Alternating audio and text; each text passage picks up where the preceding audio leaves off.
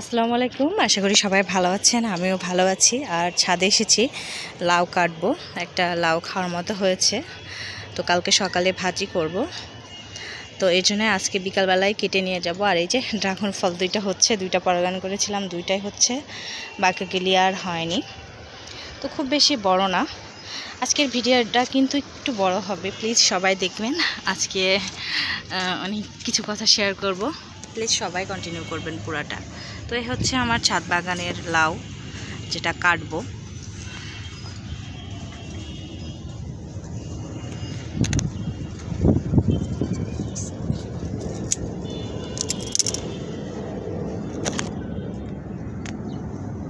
খুব একটা বড় হয়নি, কারণ গাছের বয়স হয়ে গেছে, যার কারণে কিন্তু খুব একটা বড় হয়নি। তারপরও যা হয়েছে আলহামদুলিল্লাহ। তো যাই বাসায় যেয়ে কিছু শেয়ার করব আপনাদের সাথে। আমার বাবা এসেছে আজকে সকালবেলাতে আমগুলি নিয়ে। আর হচ্ছে যেহেতু আমার বাবার বাড়ি রাজশাহী, এর জন্য এগুলি রাজশাহীর আমি। তো হচ্ছে বেশ মজা ছিল আমগুলি। আর যে বিষয়টা আপনাদের সাথে শেয়ার করব সেটাই বলি, আমার বাবার এই আমের কাহিনী।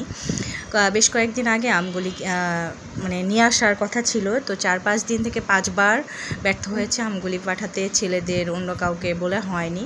তো আব্বা নিজেই চলে এসেছে জিদ করে। ট্রেনে আসার কথা ছিল, কিন্তু তার সময় কি বলবো, হুন্ডায় আসতে সে ভয় করে, এজন্য আমার ভাইকে আস্তে আস্তে চালাতে বলেছে, যার কারণে সময় মতো পৌঁছাতে পারেনি, ট্রেন মিস করেছে, তারপরে বাসে এসেছে।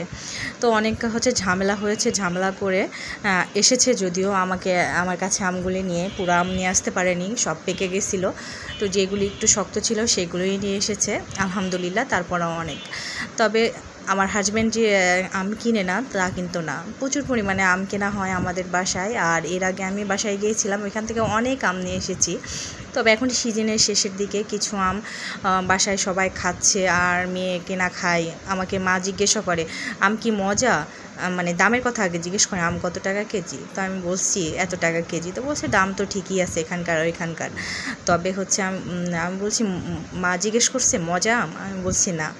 তো এইসব কথা শোনার পর যে মেয়ে মজা করে খেতে পারছে না ওইখানকার আম, এই জন্যে নিয়ে চলে এসেছে।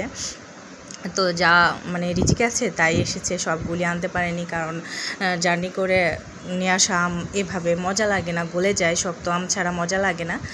তো এই হচ্ছে আমার আমানার এত কাহিনী। এটা হচ্ছে বাবা মায়ের ভালোবাসা, আর তার সাথে টুকটাক কিছু দিয়ে দিয়েছে, যেমন খাসির গোস্ত, তারপর আরও কিছু মানে টুকটাক কিছু দিয়ে দিয়েছে। তবে আপনাদের সাথে ফলটাই শেয়ার করলাম। তো আমার বাবা এত কষ্ট করে নিয়ে এসেছে, কিন্তু আজকে সারাদিন থেকে আবার রাতেই চলে যাবে। রান্নাও ঠিক মতো করতে পারছি না, গ্যাসের সমস্যা। মাংস বের করে রেখে দিয়েছি, মাছ মশলা মাখিয়ে রেখে দিয়েছি, ভাজতে পারি না, গ্যাস চলে গেছে। তো এ হচ্ছে অবস্থা। আমার আজকের দিনটা এত খারাপ যাচ্ছে। তারপরেও চেষ্টা করেছি আপনাদের যারা ভিডিও শেয়ার করেছেন কম বেশি দেখার চেষ্টা করেছি, পরবর্তীতে সবার ভিডিও দেখে দেব।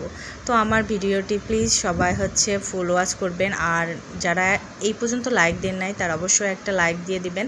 আর আপনাদের কাছে রাজশাহীর আম খেতে কেমন লাগে অবশ্যই কমেন্ট করে জানাবেন।